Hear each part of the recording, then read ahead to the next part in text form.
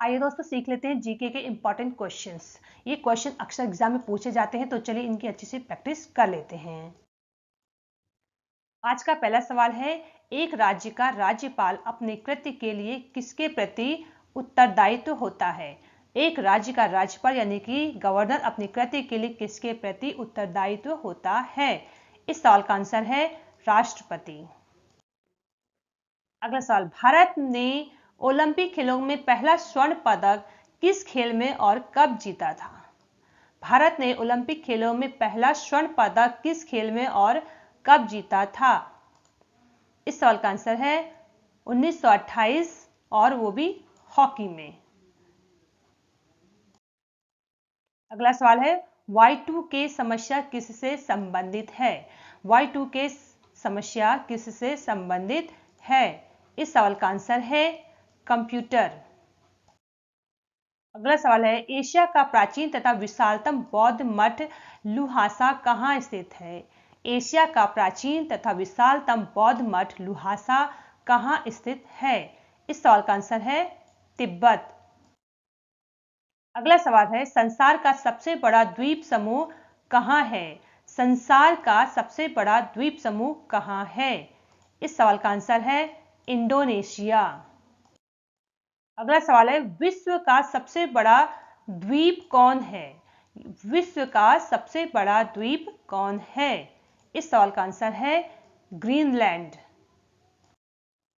अगला सवाल है, भारत में योजना आयोग की स्थापना कब हुई थी?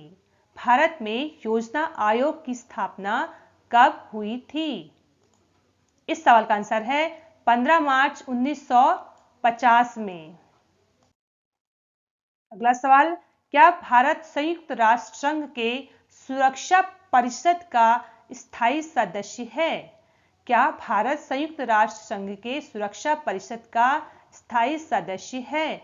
इस सवाल का आंसर है नहीं, एक अस्थायी सदस्य है। अगला सवाल, शक संवत पर आधारित राष्ट्रीय पंचांग का पहला महीना चैत का तथा अंतिम महीना कौन सा है? शक संवत पर आधारित राष्ट्रीय पंचांग का पहला महीना चैत का तथा अंतिम महीना कौन सा है? इस सवाल का आंसर है फागुन। अगला सवाल, आचार्य विनोबा भावे ने आंध्र प्रदेश के तेलंगाना से किस आंदोलन की शुरुआत की थी? आचार्य विनोबा भावे ने आंध्र प्रदेश के तेलंगाना से किस आंदोलन की शुरुआत की थी? इस सवाल का आंसर है भूदान आंदोलन। अगला सवाल है, भारत में हिंदी के अलावा सर्वाधिक बोली जाने वाली भाषा कौन सी है? भारत में हिंदी के अलावा सर्वाधिक बोली जाने वाली भाषा कौन सी है?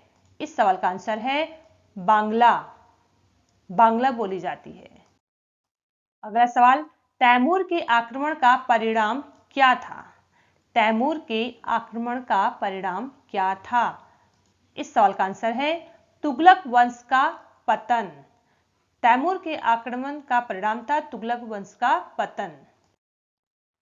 अगला सवाल, वर्तमान में पांचाल को क्या कहा जाता है? वर्तमान में पांचाल को क्या कहा जाता है? इस सवाल का आंसर है पंजाब। अगला सवाल, सरस्वती सम्मान के प्रथम प्राप्तकर्ता कौन थे? सरस्वती सम्मान के प्रथम प्राप्तकर्ता कौन थे?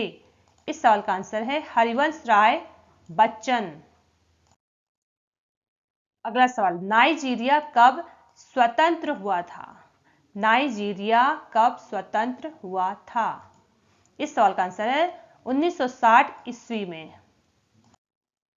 अगला सवाल, इंद्रधनुष के मध्य में कौन सा रंग होता है? इंद्रधनुष के मध्य में कौन सा रंग होता है? इस सवाल का आंसर है हरा रंग। अगला सवाल, महाराणा रंजीत सिंह के राज्य की राजधानी क्या थी? महाराणा रंजीत सिंह के राज्य की राजधानी क्या थी? इस सवाल का आंसर है लाहौर।